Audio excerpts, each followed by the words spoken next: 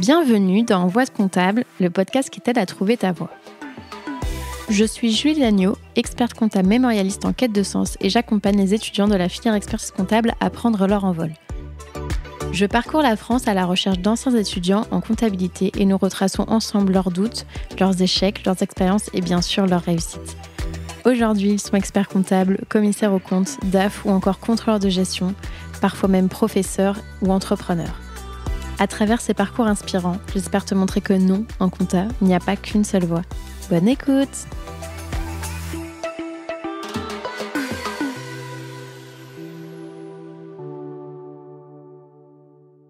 Et oui, c'est encore moi. Juste un petit mot pour t'annoncer la grande nouvelle. J'ai écrit un livre aux éditions Vuibert qui s'appelle Réussir l'expertise comptable et qui condense mes 6 années d'expérience en tant qu'étudiante et jeune professionnelle du chiffre. Les 200 pages sont réparties en 3 grands thèmes qui sont l'état d'esprit pour se dépasser personnellement et professionnellement, les révisions pour décrocher ses diplômes et enfin la vie professionnelle pour trouver la voie qui te correspond. Il est déjà disponible en librairie, sur la Fnac, sur Amazon, en format physique ou digital, donc si ça t'intéresse, je te mets le lien dans la description de l'épisode. Et maintenant, je te laisse en très bonne compagnie avec l'invité du jour.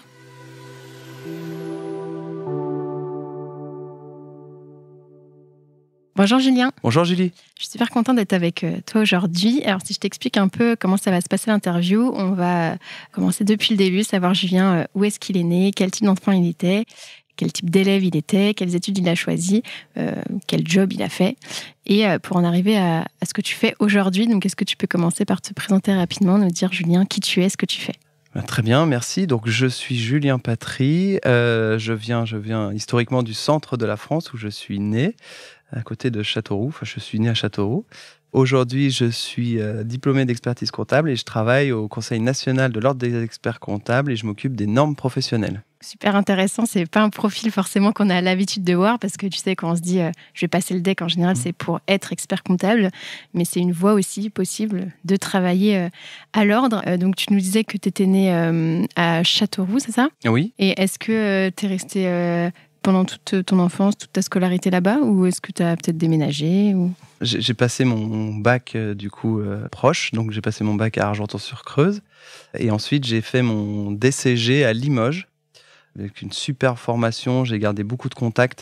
Ça reste un endroit exceptionnel. Je garde de très très bons souvenirs. Ensuite, j'ai fait mon master en alternance à Paris parce que j'avais de la famille et donc du coup, ça a été l'occasion de retourner un petit peu dans la famille du côté de ma maman. C'est pour ça que j'avais choisi Paris. Et puis, c'était des nouvelles opportunités, des entreprises un peu différentes, peut-être un peu plus grandes aussi, qui m'ont attiré et la volonté de le faire en alternance. Et quand on survient vraiment quand tu étais... plus petit encore, t'étais quel type d'enfant au niveau des notes, tu vois, au primaire, collège, comment tu te situais un peu? Est-ce que tu avais des idées déjà de métiers que tu voulais faire? Alors, au primaire, je pense que j'étais assez turbulent. Je n'avais pas vraiment d'idée de ce que je voulais faire. Au collège, j'étais peut-être un peu turbulent encore en début de collège. Et puis, je pense que j'ai eu une prise de conscience qu'à un moment donné, il fallait aussi se concentrer un petit peu. Et comme j'ai plutôt une mémoire auditive, en fait, je me suis vite rendu compte que lorsque je suivais en cours, ça me demandait moins de travail et ça me permettait d'avoir plus d'activités extrascolaires. Donc, j'ai compris ça au collège et ça m'a beaucoup aidé pour après. Donc, j'étais plutôt... je pense, bon élève, normal, dans la normalité plus, je pense. Et tout s'est très bien passé. Enfin, j'avais pas de soucis particuliers. Et tu avais des activités extrascolaires en particulier parce que si tu voulais justement avoir plus de temps...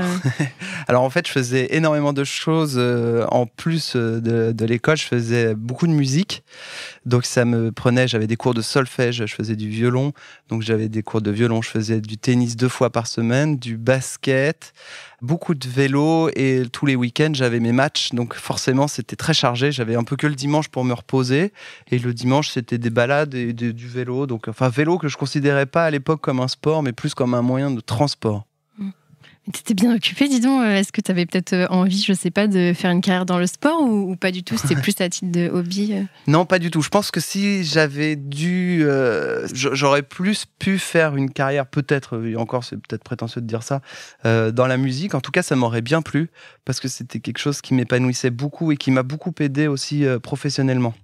Et au lycée, alors comment tu choisis la filière pour ton bac? Est-ce que tu avais des idées un peu plus de ce que tu voulais faire? Alors, au lycée, petit lycée, Donc, lycée général, moi j'adore maths, physique, bio en seconde, plus SES à l'époque. Alors je ne sais pas si ça existe encore, mais c'était sciences économiques et sociales.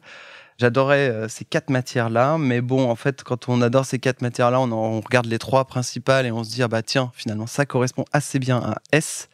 Donc du coup, sans trop de mérite, en fait, ça m'a pas demandé beaucoup d'efforts parce que c'était des matières où j'avais beaucoup d'appétence et des facilités. Donc j'ai passé un bac S avec une spé physique chimie. Spé pas choisi au hasard parce que j'aimais déjà la physique chimie, mais c'était aussi une spé où en fait il y avait beaucoup de manip et j'avais des amis avec lesquels on adorait maniper et c'était moins théorique que le reste et c'était donc très sympa. Et comment t'en arrives alors à choisir le DCG? Parce que c'est quand même assez éloigné, tu vois, quand tu dis, moi, mes matières préférées, c'était plutôt ce qui était sciences. Et finalement, on va dire qu'il y a des sciences de gestion, mais en fait, c'est des matières que tu connais pas du tout. Donc, comment ça se fait que tu t'orientes là-dedans? Alors, comment on en arrive là? On en arrive qu'en fait, quand on est dans un lycée, et c'est un peu le problème que je trouve actuellement et sur lequel il faudrait peut-être prévoir des informations supplémentaires. Quand on est en filière générale, et de plus dans une filière scientifique, qu'est-ce qu'on a comme option? On a médecine, on a les prépas pour devenir école d'ingé et on a les prépas pour être en école de commerce. Je schématise, mais c'est globalement ça. Moi, dans ma classe, je pense que c'est à peu près le découpage qui s'est fait. Peut-être un peu de fac aussi? Oui, un peu de fac, mais nous, c'était assez marginal. Hein. C'est marginal. Beaucoup de prépas. Que ce soit prépa bio, il y a prépa bio, physique et maths. Et ensuite, médecine énormément. Et donc, moi, je suis parti en médecine. C'est l'une de mes particularités. Alors, j'aimais beaucoup. Hein. J'aurais aimé être médecin de campagne, en fait, pour être totalement transparent. Mais la destinée a fait que ça s'est pas passé comme ça. En fait, en première année, j'y suis allé peut-être un peu cool. Et j'étais bien classé. J'avais la moyenne. J'étais admis en sage-femme. Alors, ça s'appelle maïoticien pour les hommes. Et là, je me suis dit, oula, qu'est-ce que je fais? Et en fait, je me suis pas dit qu'est-ce que je fais longtemps parce que je savais que je voulais pas être sage-femme. Même si c'est un très très beau métier, je me projetais pas du tout dans ce métier-là. Et il se trouve qu'en fait, quand on était en médecine, on a eu une fois une présentation. Alors, je sais pas par quel biais, qu'est-ce qui s'était passé, mais à Limoges, en fait, on avait la présentation du DCG pendant une pause de médecine. Et je me suis dit, bah tiens, c'est vrai que c'est très intéressant. En fait, ils présentaient les métiers de l'expertise comptable. Et ça m'a ravivé des souvenirs. En fait, ma grand-mère avait un de ses amis qui était expert comptable. Et j'ai beaucoup discuté avec lui quand j'étais plus jeune. Et à l'époque, en plus, c'était assez novateur. Il faisait beaucoup de gestion de patrimoine. Il n'avait pas de salariés. Et il faisait plus d'ailleurs de la gestion de fortune. Et je trouvais qu'il avait un emploi du temps sympa, que son métier était très intéressant. Il était au fait de l'actualité. Il avait un très bel équilibre vie pro, vie perso. Et donc, c'était resté dans un coin de ma tête. Mais comme on n'en entend pas parler, en fait, on n'a jamais de présentation de ces filières-là, parce que souvent, ces filières-là, peut-être pour faire une caricature, c'est souvent des filières qui sont réservées à des bacs peut-être plus techniques. Moi, quand je suis arrivé en DCG, je me suis retrouvé avec des gens qui venaient de la filière STG à l'époque, donc c'est des bacs plutôt techniques et moins généraux.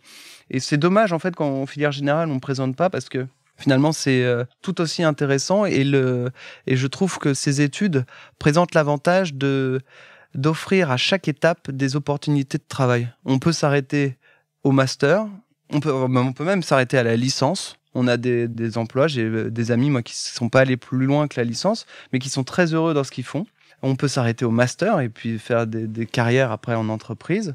Et si on décide d'aller plus loin, on peut passer le DEC et exercer soit à titre libéral, soit en tant que salarié.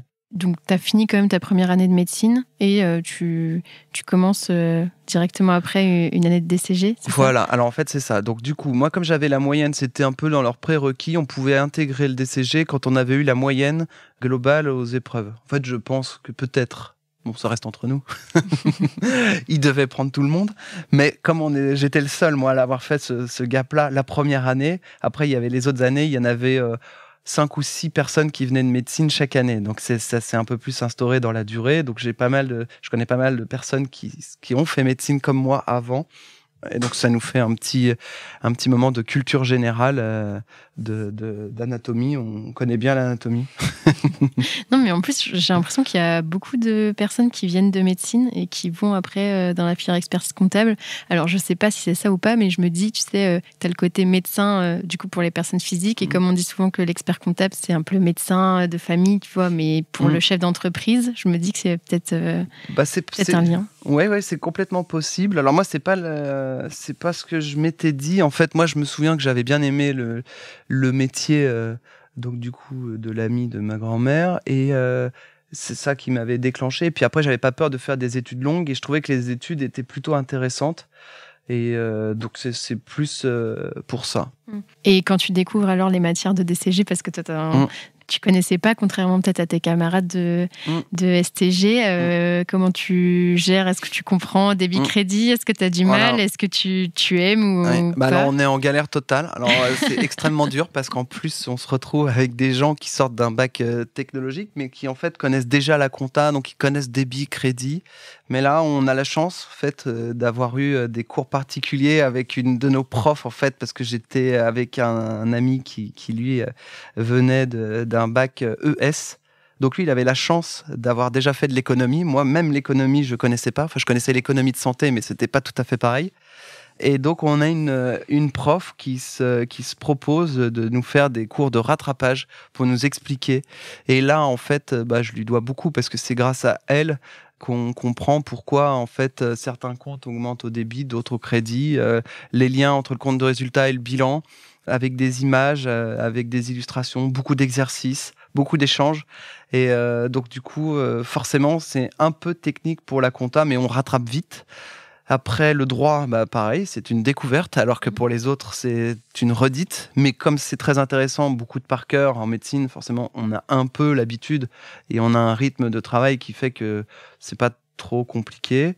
L'économie, c'est très intéressant aussi. Alors moi, j'aimais beaucoup les sciences économiques et sociales quand j'étais en seconde, pour ceux qui étaient là au tout début de cette interview.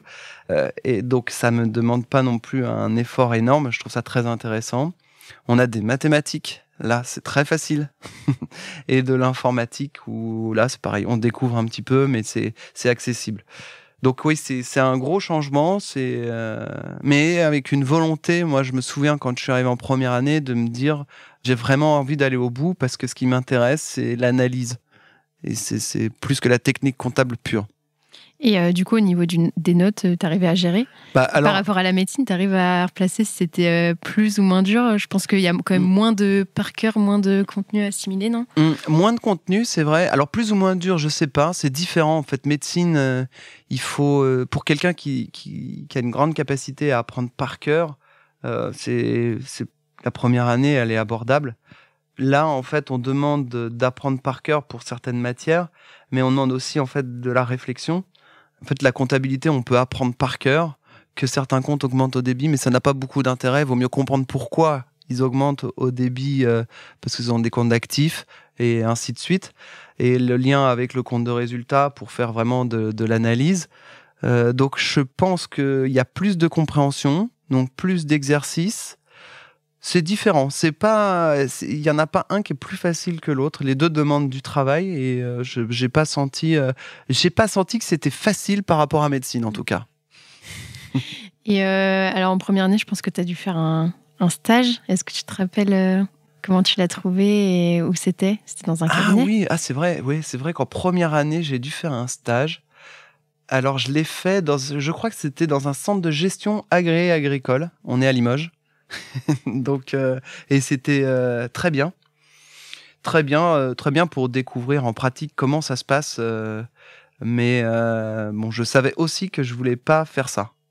Que du coup, très bien pour la découverte, mais j'avais vraiment envie de plus, et je trouvais que quand j'échangeais avec mes amis qui étaient dans des cabinets d'expertise comptable, ça me semblait être un peu plus varié. Nous, c'était un peu plus répétitif. Mais c'était intéressant aussi, et j'avais fait un mémoire à l'époque parce qu'il était question d'intégrer certains... Alors, je me souviens plus exactement d'ailleurs de ce qui s'était passé, mais il y avait un sujet pour certains qui travaillaient dans des centres de gestion agréés de devenir expert comptable.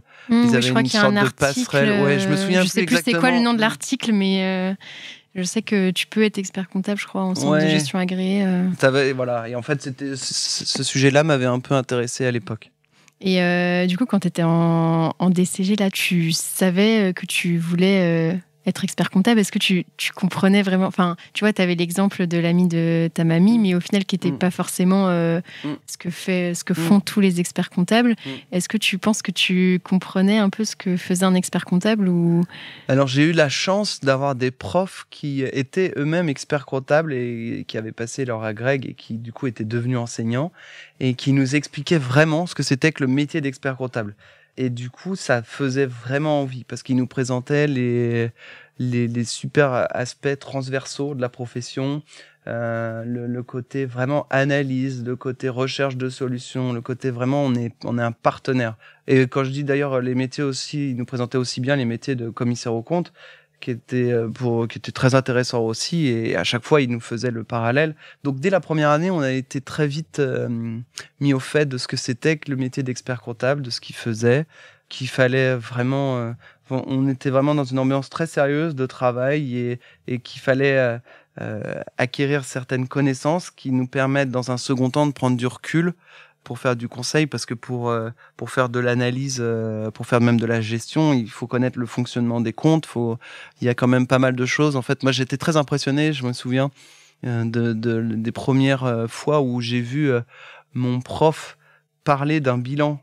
En fait, avec faire des phrases en voyant juste un bilan comptable, alors que moi, du coup, un bilan comptable, ça faisait quelques mois que je savais ce que c'était. Et lui, en fait, il savait, il pouvait raconter une histoire, en fait, avec les états financiers. Il voyait si c'était une entreprise commerciale, si c'était du négoce, si c'était une entreprise qui produisait. Voilà. Enfin, maintenant, bon, ça paraît peut-être évident pour ceux qui écoutent, mais moi, à l'époque, ça m'avait impressionné. Je m'étais dit, ah ouais, c'est dingue ce qu'on peut dire rien qu'avec un bilan. Et donc, tu obtiens ton DCG du premier coup. Ouais. Et la suite logique, c'était le DSCG. Tu t'es pas posé la question, tu vois, d'aller en master CCA ou... Non, alors, je me suis pas posé la question. Mais mon DCG, j'avais même, avec un ami, on avait même passé des épreuves en avance. Je me souviens, j'avais passé le management en première année, parce que du coup, j'aimais beaucoup l'économie, et donc du coup, j'avais bossé beaucoup le management. Et en fait, on s'était lancé un petit défi. L'avantage du DCG, c'est qu'on peut passer des épreuves comme ça en candidat libre. Et en fait, il s'est avéré que du coup, on était tombé sur un sujet qu'on avait adoré. Et moi, j'avais une note qui était correcte. Je crois que j'avais eu 13,5 sans suivre les cours. Donc, du coup, ce qui était pas mal. Sans suivre les cours, j'avais bossé de mon côté, mais j'avais pas suivi un an. Donc, j'avais passé cette épreuve-là en amont et une autre épreuve, je sais plus laquelle c'était. Je sais plus. Il y avait une autre épreuve. J'avais passé 2 épreuves comme ça. Je me demande si c'est pas l'anglais. C'est possible. Je sais plus s'il y a une épreuve d'anglais. L'anglais, si, il y a de l'anglais, mais en général, c'est soit première ou deuxième année. Ouais, sinon, si c'était une épreuve de troisième année, sinon, tu as contrôle de gestion, droit social. J'avais pas passé contrôle. Non, droit social, c'était. Non, ça, c'est un peu technique de les passer en avant. Non, peut-être que c'est. Je sais plus. Non, parce que c'était pas la compta, c'était pas la fiscale, c'était pas le droit des sociétés. Bon, je sais plus. Peut-être qu'il y en a qu'une, mais il me semblait que j'en avais 2. Ah non, je confonds. Non, c'est en master que j'en ai passé 2 la première année. Non, j'ai passé que le management en DCG que j'avais eu d'avance, et après j'ai suivi dans l'ordre. Et ce que j'ai fait de bien et que je conseille pour ceux qui sont en DCG, j'ai beaucoup travaillé en DCG. J'avais pas envie de rater, en fait. Comme du coup, je venais de rater médecine, je me suis dit, là, je me relance dans des études, je rate pas. Donc j'ai beaucoup travaillé, peut-être en fait trop par rapport aux exigences, ce qui fait que j'avais des plutôt bonnes notes, mais ce qui m'a permis de vivre beaucoup sur mes acquis en master. Parce que à l'époque, moi, j'étais au tout début du DCG, ça s'appelait avant le DECF. Et le DECF avait des exigences un peu plus élevées que le DCG, mais un peu moins élevées que le DSCG. Il était entre deux. Et donc, on faisait beaucoup d'annales de DECF. Et en fait, ça nous permettait d'aller un peu plus loin. Et il y avait une partie du programme qui avait été décalée, je crois, par exemple, en compta, que avant les comptabilités des fusions, on les faisait en DECF alors que c'était passé en DSCG. Donc ça, moi, je l'avais fait déjà d'avance, mais c'était du bonus parce que je savais que ça allait pas être à l'épreuve. Et après, j'ai beaucoup travaillé mon droit des sociétés, où là, pour le coup, faut savoir par cœur. Droit social, droit fiscal, pareil, parce qu'en fait, c'est des choses qu'il faut savoir par cœur. parce que ça crée des réflexes et après, ce qu'il faut, c'est suivre l'actualité. Mais il y a un effort de connaissance à la base qui est nécessaire. Il faut absolument faire l'effort d'apprendre par cœur au moins une première fois et de comprendre le calcul de l'impôt sur le revenu, le calcul de l'IS. Tout ça, en fait, c'est lourd peut-être dans un premier temps, mais c'est indispensable pour la suite. Oui, parce qu'en plus, le master, le DSCG, c'est vraiment la continuité du DCG. Moi, pareil, où j'avais eu des bonnes notes en DCG, en fait, ça se fait assez facilement. Des fois, tu as des parties du programme qui sont limite les mêmes qu'en DCG, donc c'est beaucoup plus facile. Et ton DSCG, tu l'as fait en alternance ou en initiale ? Alors voilà, mon DSCG, je l'ai fait en alternance. Et c'est pour ça que j'avais beaucoup travaillé mon DCG, parce qu'en fait, quand on travaille beaucoup le DCG, en vrai, en alternance, alors c'est pas bien ce que je vais dire, mais j'ai pas beaucoup travaillé mes cours. Parce que j'avais vraiment pas beaucoup de temps. C'est super dur parce que il faut quand on rentre d'une journée de cours, il faut se faire violence pour bosser ses cours parce que le lendemain on est au cabinet ou on est en entreprise. Et quand on sort de sa vie d'entreprise, on n'a pas forcément envie de se remettre dans ses cours. Et le week-end, c'est pareil. Et en plus, c'est une époque où on est jeune, donc on sort beaucoup. Donc, c'est franchement compliqué. Donc là, et en plus, il y a énormément de choses. C'est l'épreuve 1 qui est la gestion juridique, fiscale et sociale. Droit, ouais. Voilà. Ça, c'est la compilation du droit fiscal, droit social, droit des sociétés, du DCG avec des choses en plus. Donc, c'est déjà les prérequis. Si on ne connaît pas parfaitement le DCG, en fait, on part déjà mal parce qu'il faut réapprendre pour le DSCG. Et c'est un peu du par cœur. Et c'est du par cœur qui est pas bête parce que il y a un moment, il faut se créer des réflexes. Peut-être il y a des choses qui sont pas intéressantes à apprendre par cœur dans d'autres domaines, mais là, ça en fait partie. On est obligé un peu pour avoir une maturité, un retour qui permette après de se dire, d'avoir les bons réflexes, de se dire, tiens, tac, on a un problème, ça concerne tel type de droit, donc je vais rechercher à tel endroit pour trouver telle information. Il faut en fait un petit peu de par cœur pour se créer des réflexes. Donc, pour en revenir au master, donc il faut imaginer qu'il faut reconnaître bien toutes ces matières de licence. Alors moi, j'ai un avantage, c'est quand j'ai appris, je retiens très longtemps. Donc, comme j'avais beaucoup bossé, en fait, j'avais bien retenu, j'avais pas de problème de mémoire, donc ça m'a pas demandé un énorme effort. Donc, ce que j'ai fait, c'est que j'ai fait la mise à jour pour les épreuves du DSCG pour le passer. Et du coup, je l'ai passé. Alors, j'ai dû passer, je sais plus l'ordre, mais je crois que j'ai dû passer l'épreuve 1 et 4 la première année, il me semble. Et c'était le gros du programme. Et peut-être même la finance. Je crois que la finance, elle est dedans. J'ai passé donc le 1, la finance c'est 2. 2, ouais. Et 1, 4. 2, 4.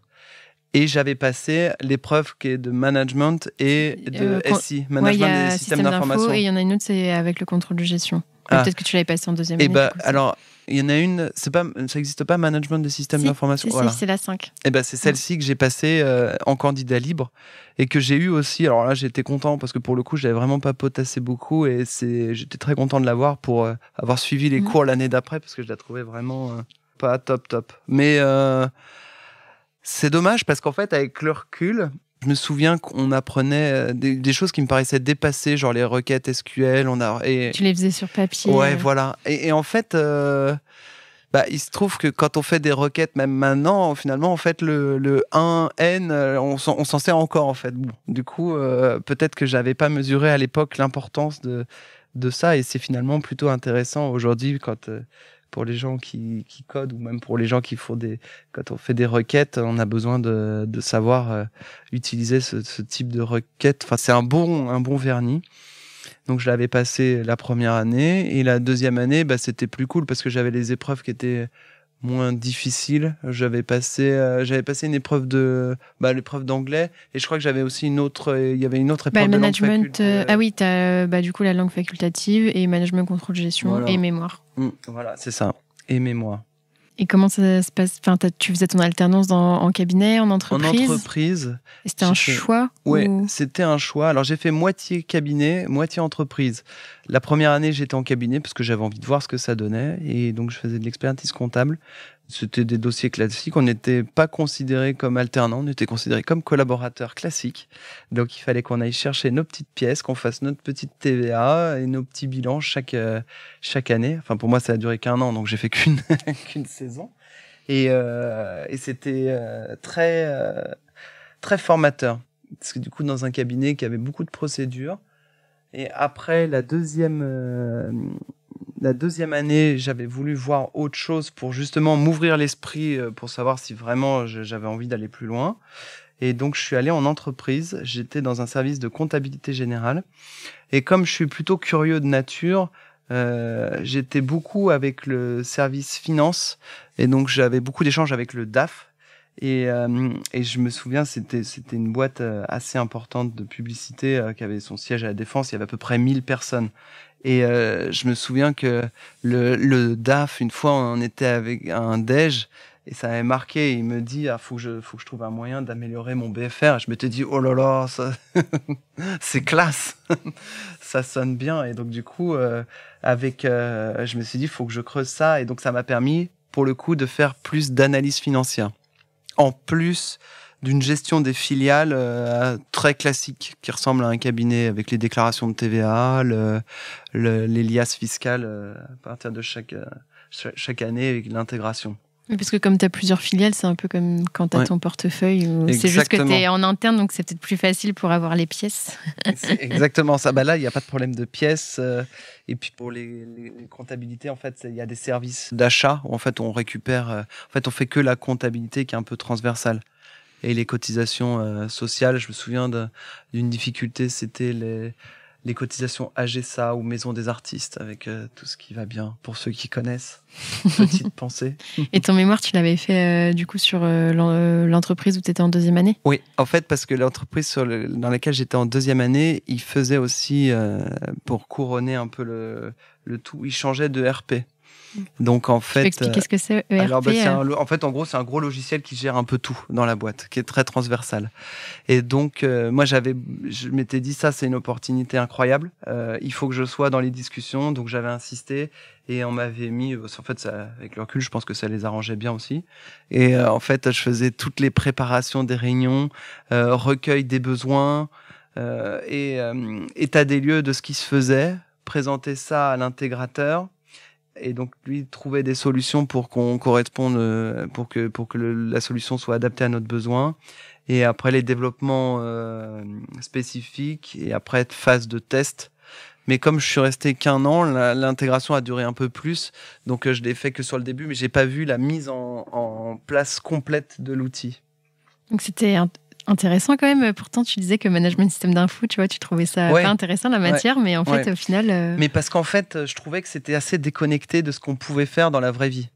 Parce qu'à l'époque, je voyais moins le rapprochement. Mais c'est vrai que oui, en effet, pour ça, c'était exactement ça, en fait. C'était assez proche. Donc, du coup, il a fallu que je ressorte les bouquins. Et c'est vrai qu'en fait, mon mémoire, finalement, je l'ai fait quasiment que là-dessus. Donc, c'était... Et alors, tu as fini par retourner en cabinet quand même. Tu voulais pas rester en entreprise, finalement, tu avais testé les deux Alors, il voulait que je reste, mais en fait, je m'étais dit à l'époque, si je reste là, je vais m'installer dans un confort, et puis c'est pas vraiment ce que j'avais envie. C'était très bien, ça se passait très bien, mais j'avais quand même envie d'aller plus loin, et un des métiers que j'avais pas encore fait, c'est celui d'auditeur. Donc là, je me suis dit, maintenant, tu as ton master, il faut que tu commences ton stage, et donc pour commencer ton stage, il faut que je trouve un cabinet d'audit. Il faut savoir que moi, j'étais DSCG incomplet, parce que j'étais à l'Intech. Et à l'Intech, il y a un décalage entre les résultats des épreuves de DSGC et le DSCG. Mais j'étais un faux DSCG incomplet parce que j'avais tout validé mes épreuves à l'Intech et j'attendais juste l'équivalence dans le diplôme du DSCG. Et donc ça a pris 1 an, mais je suis rentré dans un groupe de stagiaires de DSCG incomplet. Et j'ai trouvé que c'était très dur, si je peux faire juste une parenthèse là-dessus, d'être DSCG incomplet pour ceux qui n'avaient pas l'épreuve 1 ou 4. C'est quasi impossible. En fait, il n'y a aucun intérêt pour moi de commencer son stage quand on n'a pas terminé ces épreuves-là, parce que le stage, c'est quelque chose qu'il faut vivre à plein temps. C'est génial, mais c'est une étape après le master. Il faut sortir du master, qui est plus du bachotage, pour arriver au stage qui, lui, commence à se placer dans la situation, dans la peau d'un expert comptable. Donc c'est important vraiment de terminer complètement son DSCG pour moi.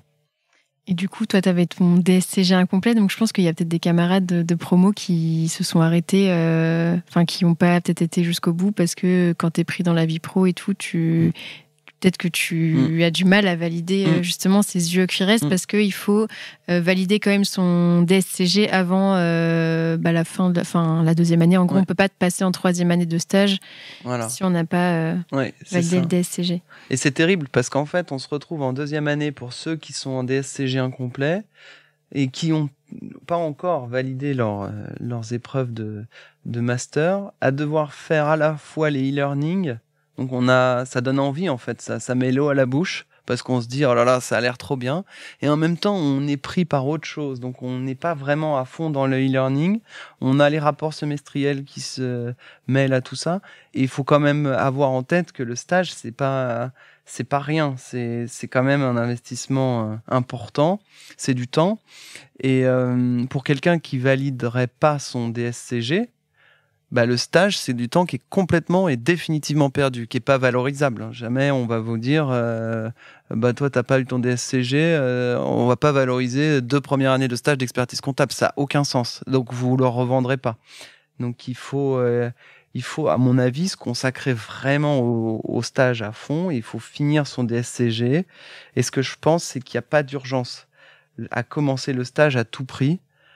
Parce que j'ai beaucoup vu de personnes très pressées de commencer leur stage, finir leur stage et ne jamais passer le DEC. Parce que du coup, après, ils sont pris dans autre chose. Vaut mieux bien finir son DSCG, faire son stage très sérieusement et passer son DEC dans la foulée.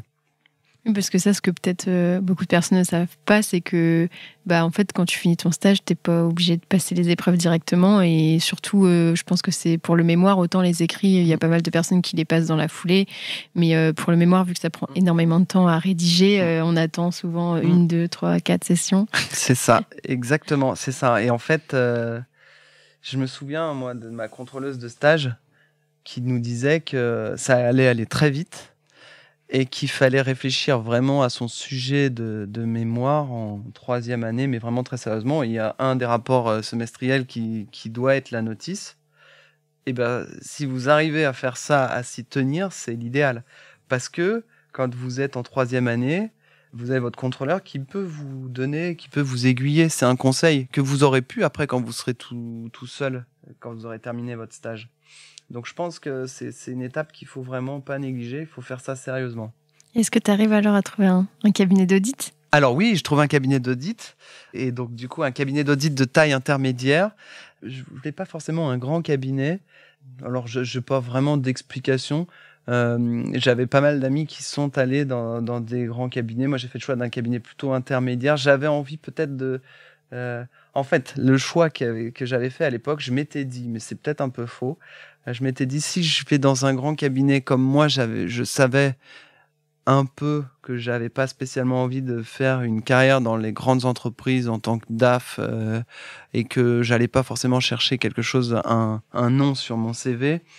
Je préférerais peut-être un petit cabinet, plus petit en tout cas, pour faire des missions plus larges et peut-être toucher à plus de choses rapidement.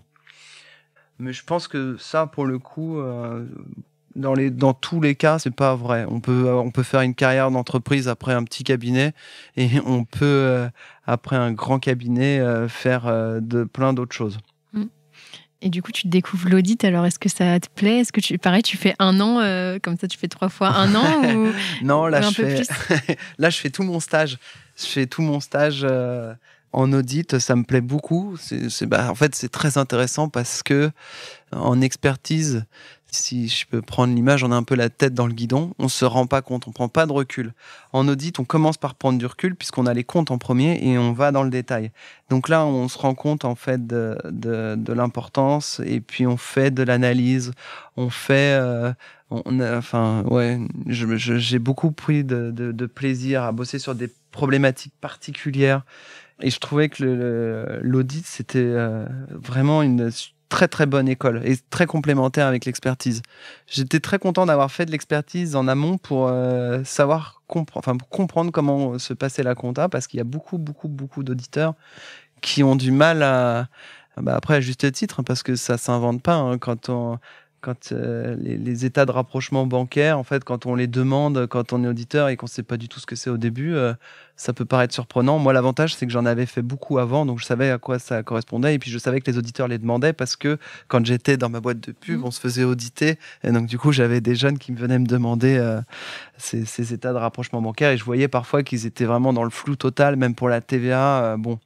On sentait que c'était un peu... Moi, j'étais content d'avoir cette expérience. Parce que tu as aussi des profils, des fois, qui sont genre école de commerce, etc., et qui n'ont pas aussi le bagage technique que peuvent avoir les DCG et DSCG. Et est-ce que tu as eu, je sais pas, un peu des dossiers atypiques en audit, ou des situations, genre des stocks un peu farfelus, ou des refus de certifiés, ou tu as des petites anecdotes Ouais, non, c'est assez... Non, pas tant que ça, en fait. J'ai pas de... Les sociétés... Moi, je trouvais que les gens étaient très sérieux, en fait, et je trouve que c'était... J'ai pas de souvenir de refus de certification. Après, des ajustements, oui, forcément. Peut-être l'anecdote, c'était sur quelque chose qu'on avait découvert et qui était assez important. C'était un problème de cut-off, en fait, avec des clauses d'incoterm. Et en fait, on s'était pas rendu compte, c'était pour une entreprise de négoce, on s'était pas rendu compte que en fait, ce qui comptait au 31/12, c'était la date à laquelle était transférée la propriété, et donc du coup, ce qui déclenchait le chiffre d'affaires. Et il y avait un problème parce que les incoterms étaient différents, et dans les comptes, on n'en tenait pas compte. Et en faisant une analyse plus poussée, on se rendait compte que du coup, c'était assez significatif. Mais après, l'entreprise avait pris les dispositions nécessaires, de modifier les comptes. Voilà. Et donc du coup, ça s'était bien soldé, et donc tout était bien. Et pour ton mémoire, alors, est-ce que tu as fait sur l'audit ? Alors, j'ai pas fait sur l'audit. Moi, je l'ai fait sur l'Interpro, parce que j'aime beaucoup. J'ai remarqué, en fait, en audit, on travaille.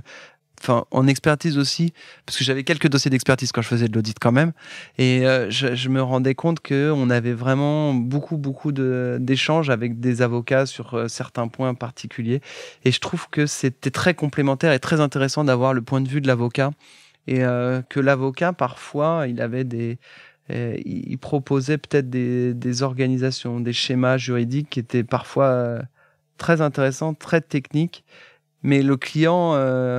pas assez terre à terre pour le client, donc le client avait du mal à le comprendre. Et l'expert comptable, il était peut-être, lui, moins imaginatif, plus terre à terre. Et je me suis dit, tiens, le mélange des deux, c'est super intéressant, parce qu'en fait, l'expert comptable, il ramène un petit peu les pieds sur terre à l'avocat, parce qu'il a le lien plus proche avec son client. Et le mélange des deux fait que on obtient quelque chose de très enrichissant pour le client, qui est très content. Et puis même le client, pourquoi moi je crois beaucoup en l'Interpro, c'est que demain, un client qui va voir un conseil, c'est pas à lui de savoir si c'est quelque chose qui relève de la prérogative de l'expert comptable, de l'avocat, du notaire, de l'huissier. Lui, ce qu'il veut, c'est un service rendu. Après, peu importe la personne qui lui rende. Donc je trouve que l'Interpro, c'est une très très belle opportunité. C'est une belle opportunité aussi pour se spécialiser tout en restant généraliste, parce que chaque profession devient spécialisée dans son domaine, et en plus très enrichissant. Donc voilà pourquoi j'ai choisi ce thème. Et comment tu as passé tes épreuves ? Tu as passé les 3 en même temps ? Tu as passé d'abord les écrits, ensuite le mémoire ? J'ai passé les écrits d'abord parce que j'avais pas de sujet. J'avais pas d'idée de sujet. Et je m'étais dit, je trouverai jamais, j'ai pas de sujets dans mon cabinet qui sont intéressants. Parce que typiquement, j'avais pas de refus de certifié. Tu vois, si j'avais eu ça, ça aurait pu être un sujet. Comment on traite ça, les conséquences, comme tout se passait plutôt bien, je voyais pas tout roulait, donc je voyais pas vraiment de sujet à traiter particulier. Alors j'avais suivi un coaching mémoire et j'avais qui nous faisait faire tout un travail sur nous-mêmes, savoir ce qu'on n'aimait pas, ce qu'on avait aimé durant notre scolarité, après dans nos premiers travaux, lors de notre première expérience professionnelle. Et en fait, moi, j'en étais arrivé à me dire que l'interpro, finalement, c'est vrai que ça me plaisait bien, et je voyais pas trop dans quel cadre l'évoquer. Et il s'est avéré que en 2015, il y a eu une loi qui s'appelait la loi Macron, qui a prévu le rapprochement des professionnels et la création des SPE.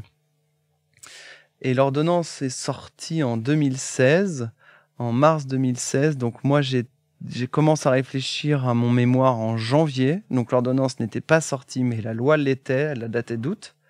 Et donc je me suis dit, là, il y a un truc à faire, faut que je vois. L'ordonnance sort en mars, donc du coup, on sait que la société s'appelle SPE. On sait qu'on parle de pluriprofessionnalité. On parle pas d'interprofessionnalité comme la loi l'évoquait. Déjà, première question, je me dis, tiens, pourquoi ? Et donc, je sens que là, il y a un sujet. Et donc, je me dis, tiens, mais qu'est-ce que je pourrais écrire ? Et pourquoi pas faire un sujet sur l'opportunité de créer une SPE et d'essayer de trouver quels sont les freins et comment répondre aux freins à ce stade, alors même que les textes ne sont pas encore publiés. Et je crois qu'à posteriori, on peut répondre. Il me semble que j'avais vu qu'au final, il y avait très peu d'entreprises qui existent, qui ont adopté ce statut. Oui, il y en a très peu. Il y en a très peu parce que c'est pas évident. Je pense qu'il y en a très peu parce que il faut, pour que ça fonctionne vraiment facilement, presque créer à partir de rien, de chaque côté, la SPE et le voir comme un projet d'entreprise. Ça, c'est pour moi un prérequis important. C'est plus compliqué, pas infaisable, mais plus compliqué de partir de structures existantes parce que chaque structure a un mode de fonctionnement, une valorisation qui est équilibrée, qui existe depuis longtemps. Donc le fait de passer en SPE, ça peut créer des déséquilibres, des déontologies qui sont, même si ce sont des professions réglementées, qui parfois diffèrent un petit peu, des particularités de certaines des professions. Par exemple, les notaires qui ne peuvent avoir qu'une seule société d'exercice. Eux, ils peuvent pas tester. C'est très contraignant. C'est-à-dire qu'un notaire, il peut pas se dire tiens, je vais faire une SPE pour tester. Lui, c'est-à-dire que s'il crée une SPE, il met son office dans la SPE et après, en fait, c'est toute son activité. Il a plus le choix. Alors qu'un expert comptable pourrait très bien dire tiens, je travaille depuis longtemps avec tel avocat.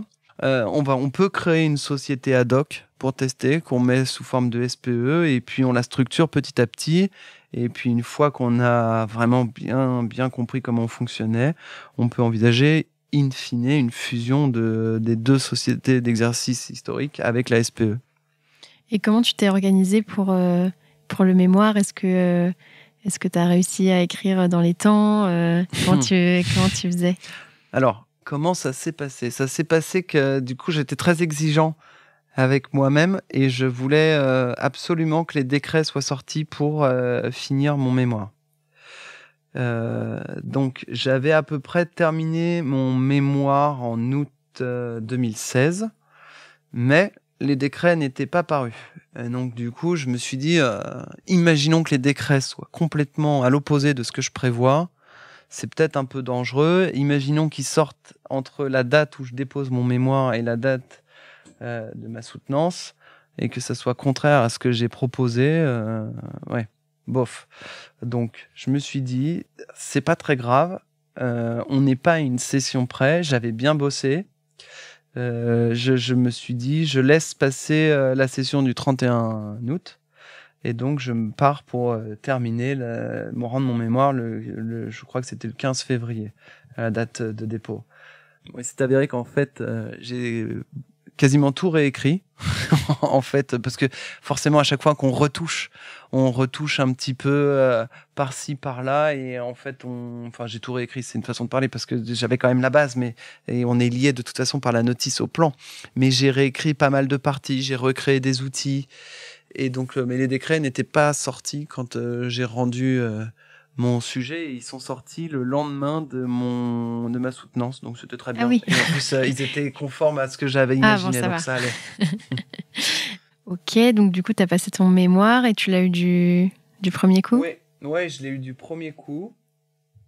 Alors, j'ai eu 14. J'étais un peu déçu, ça paraît. Ah ouais, pourtant, en plus, je crois que... Enfin, j'ai plus les stats en tête, mais au final, en tout cas, au niveau du deck, il il y a une faible la majorité des notes sont 10, 11, 12, je crois. Et après, quand tu as plus, c'est plus l'exception que la norme.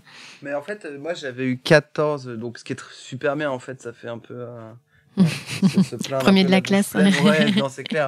Alors que c'est super bien. Après, en fait, tout le monde s'en fout de la note qu'on a. Une fois qu'on est diplômé, c'est ça qui compte. Mais j'avais été déçu par rapport à l'investissement que j'avais fait, parce que c'est vrai que j'étais allé j'avais rencontré vraiment tous les ordres qui étaient concernés. J'avais fait énormément d'interviews. J'ai rencontré énormément de personnes. J'avais co-rédigé un règlement intérieur avec un avocat, fait valider ça par un autre cabinet d'avocats. Donc j'ai vraiment passé du temps et donc du coup, je me suis dit, quand j'ai passé mon oral, je me suis dit, ah waouh, tout ça pour ça. Et en fait, j'ai eu un peu une frustration parce que du coup, lors de la soutenance, on a envie de dire tout ce qu'on a fait, on a tout ce qu'on avait mis en œuvre. Et pour qu'en fait le jury se rende compte que de tout ce qu'on a fait. Bon, après j'ai eu 14, c'est très bien, je suis en bibliothèque, c'est très bien aussi, mais voilà, j'avais été un peu déçu.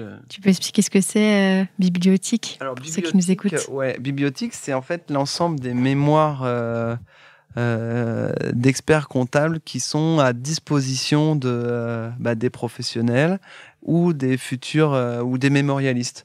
C'est une base de données de mémoire. Et pour être en bibliothèque, il faut que le mémoire se démarque par une originalité ou qui dépasse une certaine note, je crois. Ouais, je crois que ça doit être 13, un truc comme ça. Possible, je sais plus. Et à ce moment-là, quand tu as passé le mémoire, tu étais encore dans le cabinet? Alors, quand j'ai passé mon mémoire, quand j'ai passé ma soutenance, non, là je change, j'étais à la revue fiduciaire. Là, je suis devenu entre-temps rédacteur. Et comment ça s'est fait ce changement? Parce que c'est pas forcément quelque chose qu'on a l'habitude de voir, tu vois, de passer de cabinet, métier des chiffres à rédacteur, où c'est plutôt les lettres. Comment c'est arrivé? Ouais, alors ce qui s'est passé, c'est que quand je faisais de l'audit, en général, quand on a des particularités, je trouvais frustrant de répondre rapidement en regardant le Lefebvre ou autre, pour pas citer que Lefebvre, mais on regarde le Lefebvre, on trouve la solution, tac, on fait la réponse au client et on n'a pas le temps de creuser autour. Et moi, je me dis, tiens, c'est quand même dommage parce que parfois, quand on a une particularité, une problématique, on a envie de la voir sous différents aspects. Et quand on est en cabinet, on n'a clairement pas le temps. Et donc, un jour, quand je prépare mes écrits, je m'abonne à une offre d'essai de la revue fiduciaire pour me mettre un peu à jour de ce qui se fait en termes d'actu comptable, fiscal, juridique, etc. Et donc, je vois une annonce dans la revue fiduciaire et où ils recherchent un rédacteur. Je me dis, oh bah tiens, c'est marrant parce que c'est exactement ce qui m'intéresserait, moi. Et je me reconnais vachement dans l'annonce. Donc, je me dis, bah tiens, je vais contacter, ça mange pas de pain. Et donc, je les contacte. Ils me demandent de faire un essai. Donc, je fais un essai sur un sujet que je choisis. Et d'ailleurs, je sais plus ce que j'avais choisi. Je crois que j'avais choisi des problématiques d'acquisition. C'était de durée d'amortissement.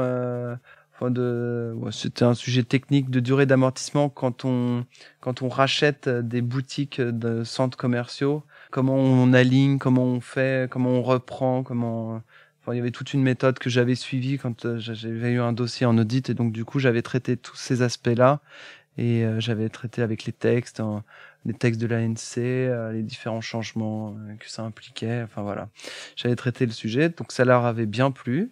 J'avais passé un entretien où ils m'avaient demandé tout un tas de choses, pourquoi je voulais faire ça, des échanges aussi sur l'essai. Et donc du coup, ça leur avait plu, donc j'avais été intégré et je suis devenu rédacteur. Comment ça se passe? C'était rédacteur sur un thème particulier ou je sais pas si tu vois si on se spécialise un peu genre en compta, en fiscal, en droit, comment ça se passe? Alors, ce que je faisais moi, il n'y a pas vraiment de spé. On choisit un peu les sujets pour lesquels on a plus d'appétence, mais on écrit pour tout. Moi, j'ai beaucoup écrit pour les articles profession, donc évolution des textes. Je faisais aussi forcément de la compta, et après je faisais aussi les IFRS, et je m'occupais de la mise à jour du code IFRS. Après, il y a différentes différentes petites choses qu'on faisait. Mais on n'avait pas de spécialisation particulière. On était un peu... C'est nous, en fait, quand on...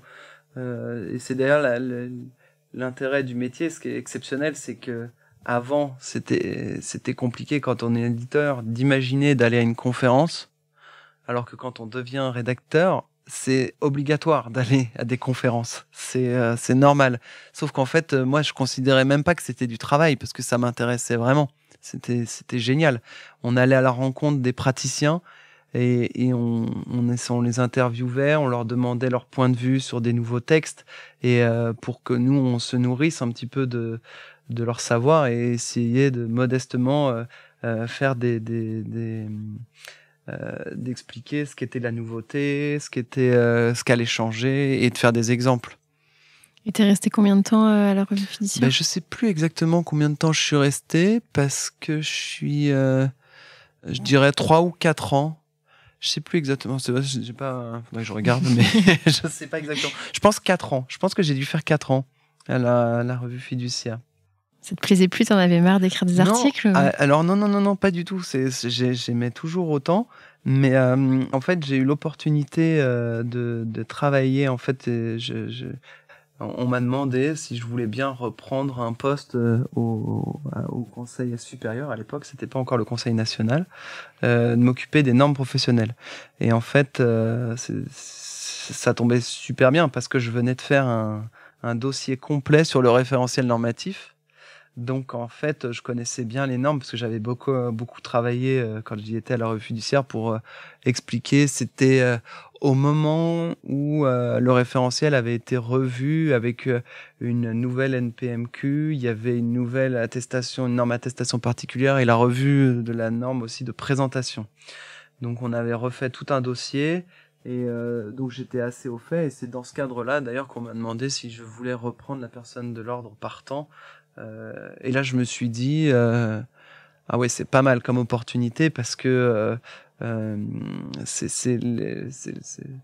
c'est l'occasion d'être un petit peu au cœur de la machine, quoi, de savoir comment ça se passe, l'envers du décor, comment évoluent les normes, quelles sont les contraintes, comment ça se passe.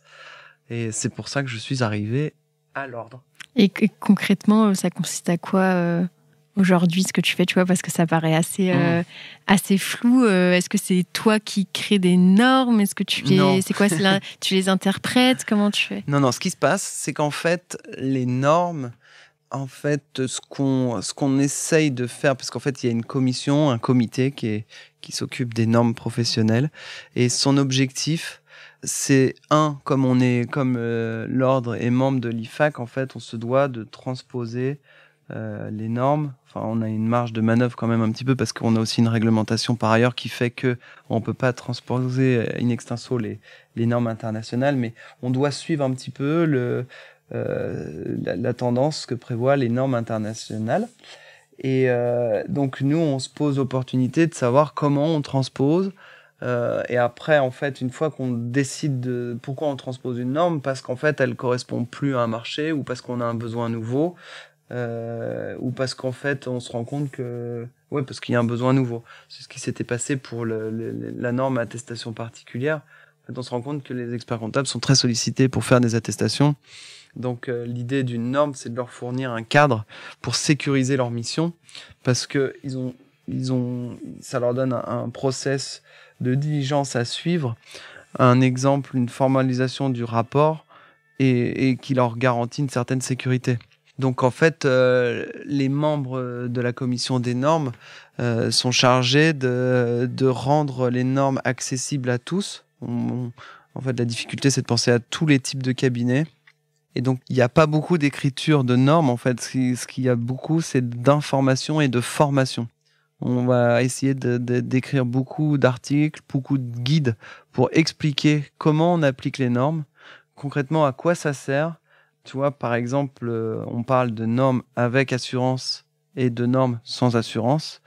Il y en a beaucoup, quand on est stagiaire, on ne sait pas ce que ça veut dire. Et en fait, ce qu'on appelle une norme avec assurance, en fait, c'est une norme une mission avec assurance, c'est une mission au cours de laquelle l'expert comptable, il émet une opinion. En fait, plus le niveau d'assurance est important, on peut faire confiance à l'information qui est donnée par l'expert comptable. En fait, c'est le degré de fiabilité que donne l'expert comptable qui correspond au niveau d'assurance. Plus l'information elle est fiable, plus le niveau d'assurance il est élevé, mais plus il y a de diligence à réaliser.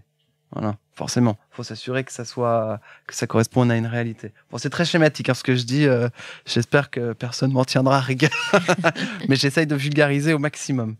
Et c'est à quel moment que tu as commencé à faire du coaching deck aussi? Est-ce que tu peux nous expliquer un peu ce que c'est? Alors là, c'est du bonus parce que j'adore. En fait, moi, ça peut paraître bizarre, mais j'ai adoré ma période de rédaction de mémoire. J'ai trouvé que c'était une opportunité. On l'a compris, je pense. Ouais. J'ai trouvé que c'était une super opportunité et c'est très dur. Ça, c'est certain. C'est très fatigant et en plus, ça correspond à une période où généralement on commence à avoir une famille et donc c'est pas évident de trouver un équilibre vie pro, vie perso. Moi, j'ai de la chance d'avoir une femme qui m'a beaucoup accompagné et beaucoup soutenu. Et c'est très important en fait d'avoir famille aussi. Ma famille m'a beaucoup encouragé dans cette démarche. Ils étaient super fiers et moi, ça me donnait des ailes. Et c'est important d'être bien entouré.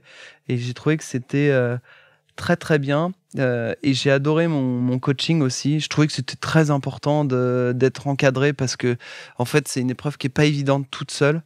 Quand on est tout seul, on a du mal à trouver la motivation, je trouve. Enfin moi j'avançais pas, donc j'avais besoin qu'on me prenne un peu par la main, d'être dans un groupe et d'avancer étape par étape. Et puis je me dis aujourd'hui j'ai envie de rendre ce service aussi. Et puis que enfin voilà. Et du coup, comment ça se passe? Tu peux intervenir à n'importe quel moment du mémoire ou est-ce que, genre, par exemple, je sais pas, tu prends le mémorialiste de A à Z? Enfin, comment ça se passe? Alors, il y a plusieurs. Ça dépend en fait. Soit on essaie de faire des petits groupes de personnes qui sont au même stade, c'est-à-dire en fait, idéalement, idéalement, c'est vraiment le candidat qui a pas d'idée de sujet. Ça, j'adore parce que c'est exactement mon cas et donc je vois comment faut faire pour trouver un sujet. Et pour trouver un sujet, en fait, ça n'a rien de compliqué. C'est souvent parfois, faut juste ouvrir les yeux et avec un petit peu de méthode, on y arrive assez facilement. Donc ça, c'est idéal, un candidat qui est encore vierge et qui a pas du tout commencé ses travaux. Après, je peux aider quand quelqu'un a déposé ou veut déposer sa notice à la relire.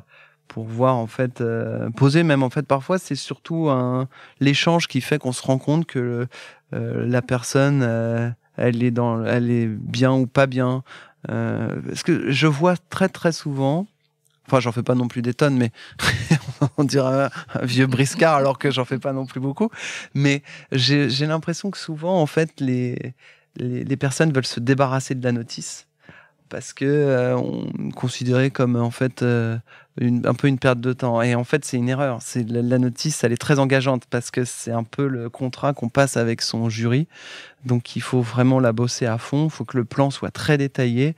Il faut que ça soit très clair pour qu'après, on puisse avoir une écriture qui soit fluide et facile.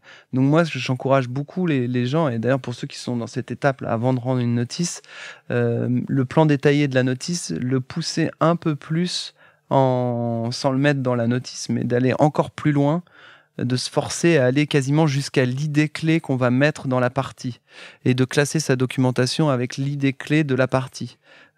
Toutes les références. Ce qui fait que quand on écrit le mémoire, on reprend son classeur avec la doc et l'idée clé et on rédige.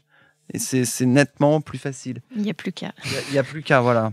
Oui, parce que d'ailleurs, je crois que dans la notice, tu dois mettre aussi à peu près le nombre de pages que tu penses faire sur chaque sous-partie. Enfin, c'est quand même ultra détaillé. C'est ça. Et en plus, quand on met les titres des parties, il me semble que mettre un titre de partie, si on n'est pas sûr du contenu, c'est pas évident. Alors que si on sait ce qu'on va mettre comme contenu, si on a 2-3 idées clés, on peut plus facilement identifier le nom de la partie, puis de la partie du dessus et ainsi de suite. Et après, on termine par le titre. Et c'est aussi d'ailleurs une autre difficulté, c'est de jamais commencer par le titre de son mémoire. On a une idée de thème, on liste des idées, on les organise, on identifie un plan. Et à partir du plan, quand on en est sûr, on trouve le titre. Ah, toi, tu préconises de de travailler d'abord sur le plan et ensuite pour avoir le titre général. Oui. Okay. Oui, parce qu'en fait, c'est pas le titre qui fait le plan, c'est le plan qui fait le titre. Sinon, c'est plus compliqué. Ok, super intéressant. Et t'es examinateur, jury du DEC aussi. Est-ce que tu peux nous expliquer un peu ce que c'est, comment on fait pour être jury du DEC? Alors, pour être jury du DEC, c'est pour le mémoire. Je fais uniquement le mémoire. C'est pareil, j'en fais, c'est un peu, c'est peu par an, mais bon, c'est toujours intéressant.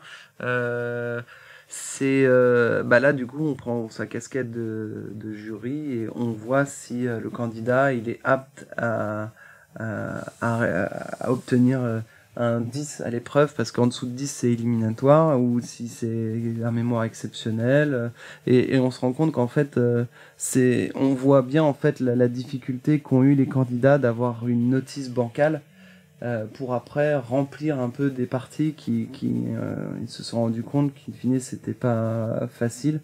Donc c'est pour ça que c'est toujours un peu délicat. Donc quand on est jury, on évalue tout ça. On n'est pas tout seul, on est deux. Et voilà, comment on devient jury, il faut 5 ans de diplôme et puis postuler. Je crois qu'il y a un CV, une petite lettre pour dire pourquoi on veut faire ça, il me semble. Et puis voilà. Et puis voilà, on devient jury. Voilà, et jury. Toi, du coup, t'as passé ton DEC, mais t'es pas expert comptable. Non. Est-ce que c'est... Enfin, tu te sens bien comme ça, ou est-ce que tu te dis pourquoi pas un jour créer mon cabinet ou m'associer? C'est quoi ta position là-dessus? Alors là, oui, là pour l'instant, je suis diplômé, donc en effet, j'ai un statut, je suis inscrit expert comptable en entreprise. En entreprise chez le Conseil national. Voilà, c'est ça. C'est ça, donc je suis inscrit. Pour l'instant, c'est pas encore dans le prévu. Mais rien n'est exclu. On passe un diplôme, c'est une sécurité. On peut s'installer. Le diplôme offre énormément de voies différentes. Mais pour l'instant, je suis très bien là où je suis. Je m'épanouis beaucoup, donc ça me convient bien. Et à quoi ça ressemble alors un peu? Je sais pas si tu as des semaines types, mais je suppose que ça change tout le temps. Mais qu'il y a une semaine type, elle n'existe pas. C'est d'ailleurs ça qui me plaît. Et je sais pas, au quotidien, à quoi ça ressemble? Est-ce que c'est tout le temps des réunions ou Non, comment ça se passe? Alors c'est beaucoup de veille. Beaucoup de veille, c'est beaucoup d'échanges. Donc oui, des réunions, le suivi de l'actualité, ça c'est certain, parce que c'est l'actualité qui nous nourrit, qui fait que on revoit les choses. C'est des réunions pour présenter au mieux des formations, pour essayer de repenser les méthodes d'information. Par exemple, on peut réfléchir à mettre en place des petites vidéos très didactiques pour présenter qu'est-ce que c'est que les normes, à quoi ça sert, pourquoi c'est important de les connaître.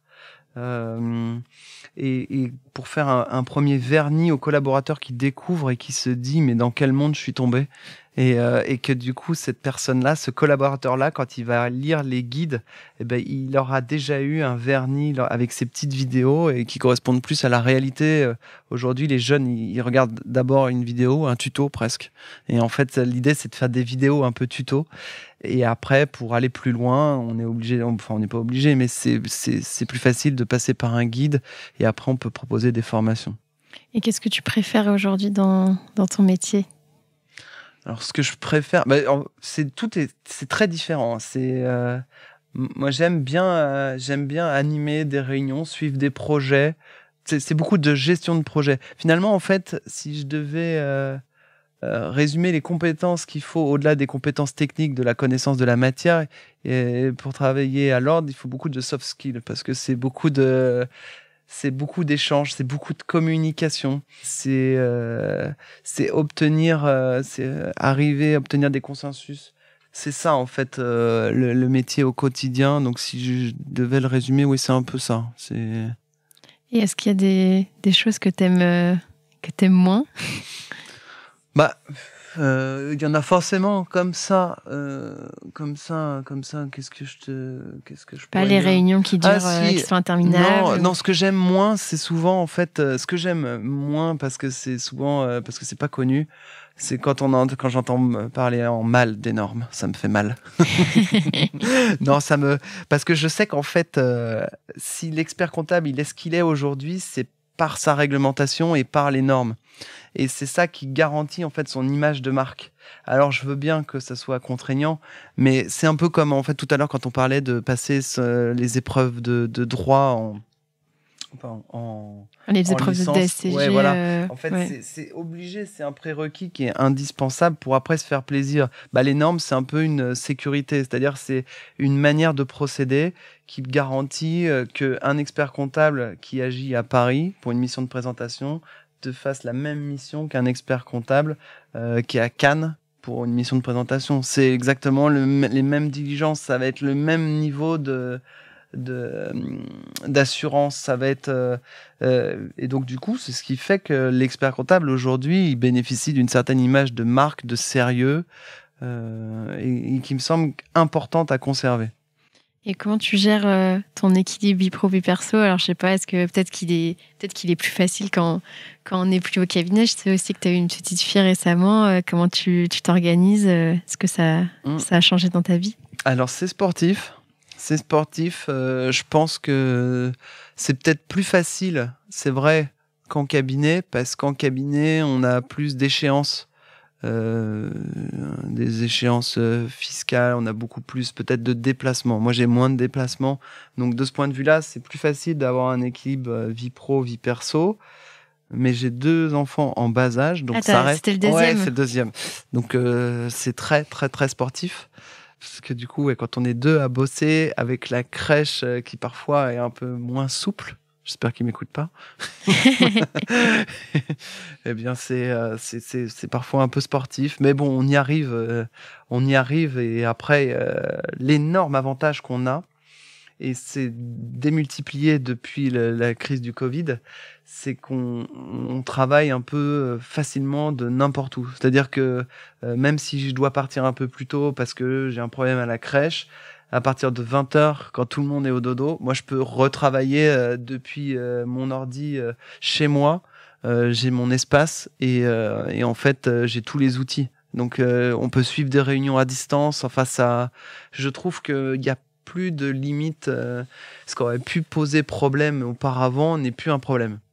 Et est-ce que tu as des projets futurs, perso, pro Alors, c'est perso-pro, parce que j'aime beaucoup l'interpro, vous l'aurez compris.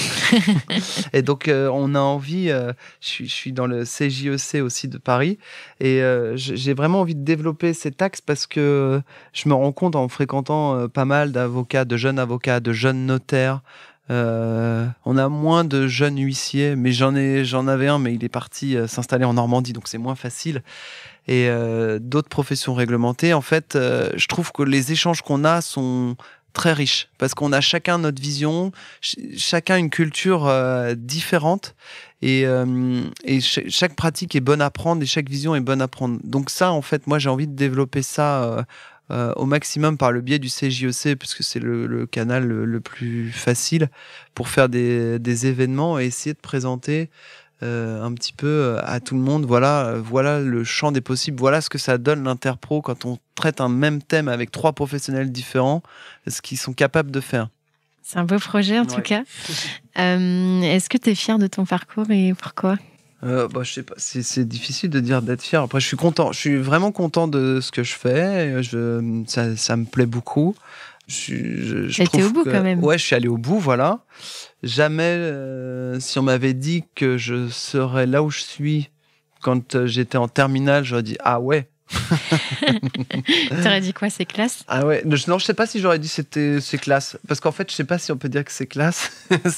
Moi, ça me plaît. Je pense que pour pas mal, peut-être ça représente c'est rébarbatif un peu. Mais en fait, pour le vivre, moi, je trouve pas du tout. Je trouve ça même plutôt bien, plutôt cool. Est-ce que s'il y avait des choses à refaire, tu les ferais différemment ?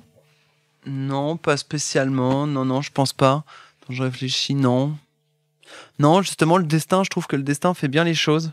C'est... non. Puis en plus, t'as fait pas mal de trucs. T'as fait cabinet, expertise, t'as fait entreprise, t'as fait audit. T'as vraiment fait plein de trucs. Comme quoi, on n'est pas obligé de se dire je vais faire que de l'expertise, je vais faire que de l'audit, ou je vais absolument être expert comptable. Et ça peut changer. Ah bah c'est tout l'intérêt, en fait, je trouve, du métier, c'est que c'est très, très large. Et on apprend plein de choses différentes. Et on le voit, en fait... De toute façon, en fait, on se rend bien compte que maintenant, l'intérêt d'avoir des connaissances dures, des hard skills, est un peu moins important. Ce qui compte, c'est plus des soft skills. Et je trouve que passer le deck, la démarche du mémoire qui impose d'aller voir des gens, on apprend beaucoup.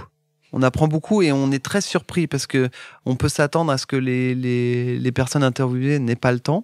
Mais c'est pas le cas. En général, moi, j'ai eu beaucoup de personnes qui ont pris du temps pour moi et vraiment, je les remercie encore parce que ça m'a vraiment impressionné. J'ai eu des notaires qui ont pris beaucoup de temps, alors que du coup, j'étais qu'un petit mémorialiste expert comptable.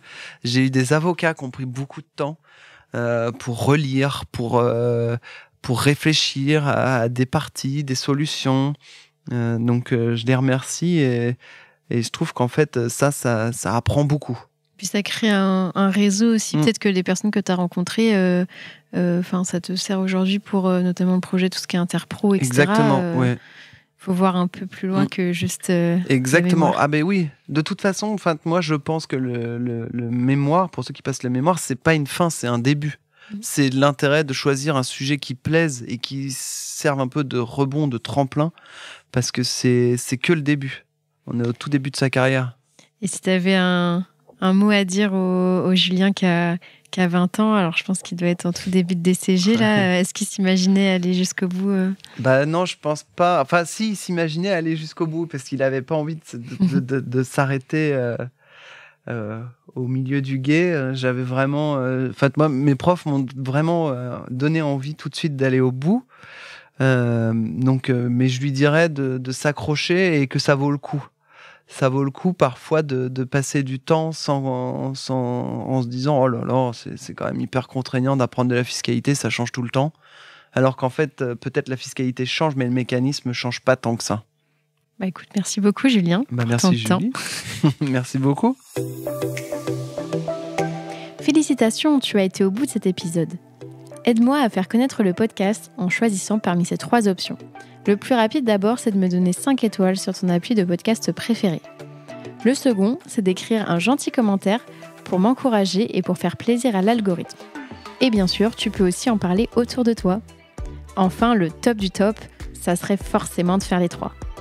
Pour découvrir le prochain épisode, je te donne rendez-vous dimanche prochain à 10h